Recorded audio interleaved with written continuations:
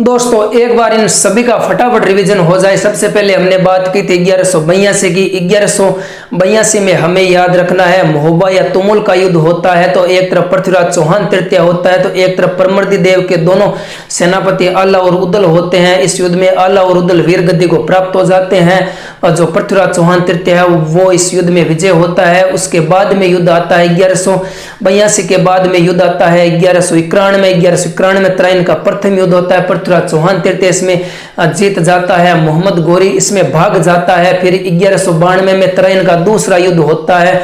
इस युद्ध में मोहम्मद गोरी जीत जाता है तो पृथ्वीराज चौहान तृतीय हार जाता है। फिर 1215 और 16 में कौन सा युद्ध होता है? तो तराइन का तीसरा युद्ध होता है। एक तरफ इल्तुतमिश होता है तो दूसरी तरफ कबूचा होता है। उसी कबूचा को है वो सिंधु नदी में डुबाकर है वो कौन मारता है? तो इल्तुतमिश मारता है। और उसके बाद में हमने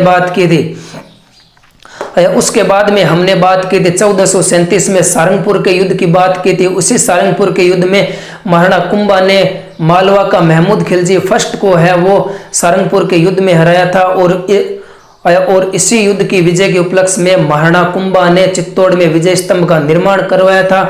और 1437 को उल्टो कर लिया। उल्टो करता 1473 आ गया। 1473 का महीने किस युद्ध हुआ? तो 1473 का महीने दांडीमपुर को युद्ध हुआ। दांडीमपुर का युद्ध रामायण दांडीमपुर दंड किन मिलना चाहिए? महाराणा कुंभा ने मारे जगन दंड मिलना चाहिए।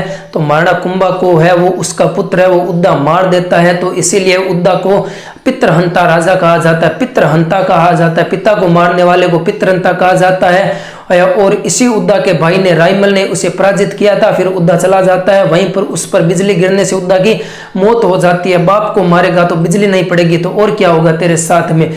तो उसके बाद में 1473 की बात कर ली। उसके बाद में हम बात करते हैं 1519 की बांडी का युद्ध होता है, जिसमें बांडी का युद्ध। और 1518 में क्या होता है? खातौली का युद्ध। 1519 में बाड़ी का युद्ध होता है। दोनों युद्ध में एक तरफ कौन था? तो महाराणा सांगा था, दूसरी तरफ इब्राहिम लोधी था। और इन दोनों के बीच में युद्ध होता है। दोनों युद्ध में महाराणा सांगा विजय होता है, इब्राहिम लोधी इस युद्ध में हार जाता है। उसके बाद में 1519 में गागरोन का युद्ध होता है, जो महाराणा सांगा ने मालवा के महमूद खिलजी सेकंड को पराजित किया था। उसके बाद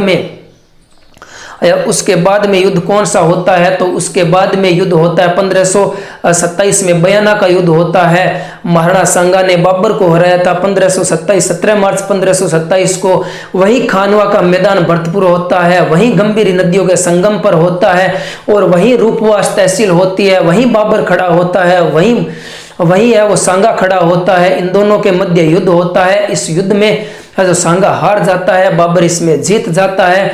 तो 1527 खानवा के युद्ध में है जो सांगा है वो हार जाता है। 1727 के बाद में 1527 के बाद में 1541 में पाहेबा या साहेबा का युद्ध होता है। पाहेबा या साहेबा के युद्ध में बीकानेर के राव जैत सिंह को मालदेव ने हराया था। 1544 में गिरी सुमेल का युद्ध होता है। मालदेव के दो सेनापति जेता और कुंपा शेरशाह सूरी की सेना का सामना करते हुए पाली के मैदान में खड़े होते हैं। उसी युद्ध को गिरी सुमेल का युद्ध कहा जाता है। 1544 को हुआ था। इसी युद्ध में मालदेव के दोनों सेनापति है वो वीर गति को प्राप्त हो जाते हैं। और इसी युद्ध में है जो शेरशाह सूरी जीत जाता है। जीत जाने के बाद में ये कहता है कि अगर मेरे पास में मालदेव के ये वीर सेनापति होते तो मैं पूरे भारत को विजय करता। और इसी युद्ध में शेरशाह सूरी ने कहा था कि मैं मुट्ठी भर बाजरे के लिए पूरी हिंदुस्तान की बादशाहत खो देता। और उसके बाद में आता है 1557 में हरमाड़ा का युद्ध होता है। हरमाड़ा का युद्ध में मुस्कान तो आ जाती है दोस्तों, क्या करे मुस्कान तो आ जाती है। उदय सिंह आशिक था जो हाजी खान की बेगम थी। हाजी खान अजमेर का था, हाजी खान की बेगम थी। उसी बेगम से प्यार कौन करता था? उदय सिंह करता था। उदय सिंह कौन था? महाराणा प्रताप का पिता था। वहीं उदय सिंह है वो उसी हाजी खान की बेगम से प्रेम करता है। और फिर इन दोनों के मध्य 1557 को युद्ध होता है। 1557 को युद्ध होता है। मालदेव अपनी सेना है वो हाजी खां के समर्थन में खड़ा होता है। मालदेव उदय सिंह को हराता है। उसके बाद में दोस्तों बात आती है, उसके बाद में 1578 में कुंभलगढ़ का युद्ध होता है। 1578 में कुंभलगढ़ के युद्ध में महाराणा प्रताप और शाहबाज खां के मध्य युद्ध होता है। महाराणा प्रताप यहाँ से चले जाते हैं जंगलों में, वहां पर महाराणा प्रताप ने थोड़ी बहुत अपनी चतुराई लगाई थी और शाहबाज खां है वो एकमात्र ऐसा शासक था जो पूरे इतिहास में कुंभलगढ़ दुर्ग को, पहला व्यक्ति था जो कुंभलगढ़ दुर्ग को विजय करता है। और उसके बाद में 1582 दिवेर का युद्ध आता है, महाराणा प्रताप और अकबर के बीच में युद्ध होता है। इसमें महाराणा प्रताप जीत जाता है। वास्तव में अकबर के साथ में नहीं होता है, जो चित्तौड़ और कुंभलगढ़, राजसमंद, मेवाड़ में जो अकबर ने अपनी चौकियां स्थापित कर रखी थी, उन्हीं चौकियों को अपने हाथ में किसने लिया था? महाराणा प्रताप ने लिया था। महाराणा प्रताप की विजयों का श्री गणेश है वो दिवेर के युद्ध को कहा जाता है। और इसी दिवेर के युद्ध को कर्नल जेम्स टोड ने मेवाड़ का मैराथन कहा है। 1582 की बात हो गई।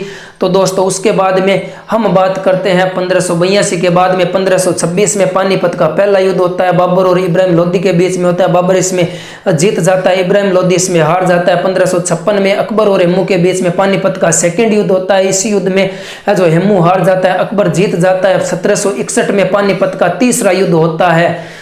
तीसरा युद्ध होता है मराठा और अहमद शाह अब्दाली के बीच में होता है। और यही युद्ध है वो साबित कर देता है कि अब है वो भारत पर मराठाओं का युद्ध, मराठाओं का शासन नहीं होगा।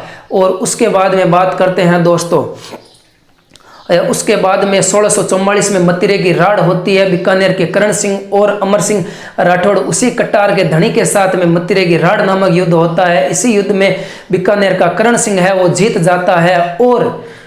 और 1659 में दोराई का युद्ध होता है। दोराई किसको हो जाती है? दोराई औरंगजेब को हो जाती है, क्योंकि औरंगजेब छोटा था, दारा शिकोह मोटा था, दारा शिकोह मोटा था। इसी दारा शिकोह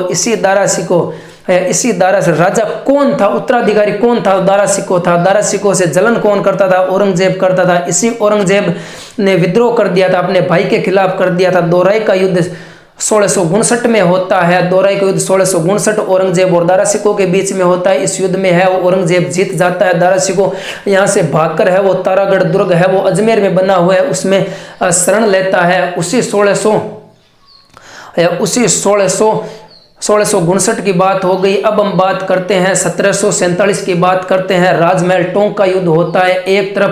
एक तरफ सामने कौन खड़ा था? एक तरफ ईश्वरी सिंह खड़ा था, तो एक तरफ सामने भाई माधो सिंह खड़ा था। माधो सिंह दोनों भाई भाई खड़े थे। तो इस युद्ध में ईश्वरी सिंह की विजय हो जाती है, माधो सिंह हार जाता है। और वही माधो सिंह है वो अपने साथ में मराठाओं को लेकर है वो 1748 में आता है अपने भाई के खिलाफ। तो युद्ध होता है, तुंगा का युद्ध होता है। इसी तुंगा के युद्ध में